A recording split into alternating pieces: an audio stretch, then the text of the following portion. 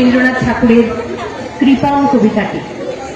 তার সঙ্গে নৃত্যে আছেন দীপান্বিতা দেবনাথ।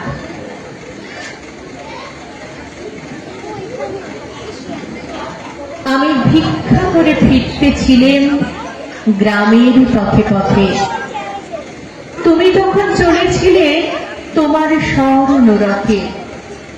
অপূর্ব এক স্বপ্ন সম লাগতেছিল চক্ষে মম।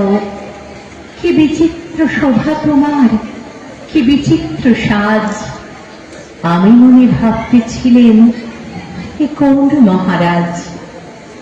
আজ শুভক্ষণে রাত পোহালো, ভেবেছিলেন তবে আজ আমাদের দ্বারে দ্বারে ফিরতে নাহি হবে। বাহির হতে নাহি হতে কাহার দেখা পেলেম পথে।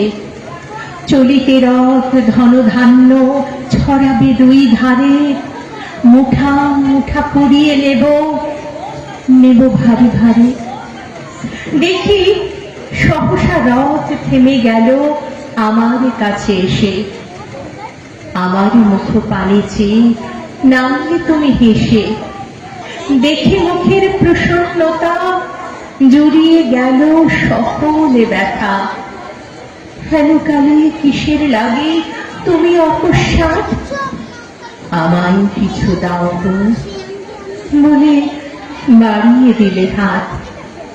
মরি এই কি কথা রাজা ধীরাজ, আমায় দাও তো কিছু। শুনে ক্ষণকালের তরে রইল মাথা নিচু। তোমার কিবা অভাব আছে ভিখারি ভিক্ষুকের কাছে?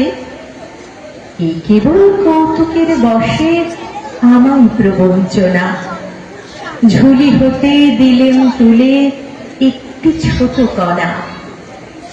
যবে পাত্রখানি ঘরে এনে উজাড় করি, একই ভিক্ষা মাঝে একটি ছোট সোনার কণা দেখি। দিলেন যারা যে ভিখারিরে স্বর্ণ হয়ে এলো ফিরে। তখন কাঁদি চোখের জলে দুটি নয়ন ভরে। তোমায় কেন দিইনি আমার সকল শূন্য করে।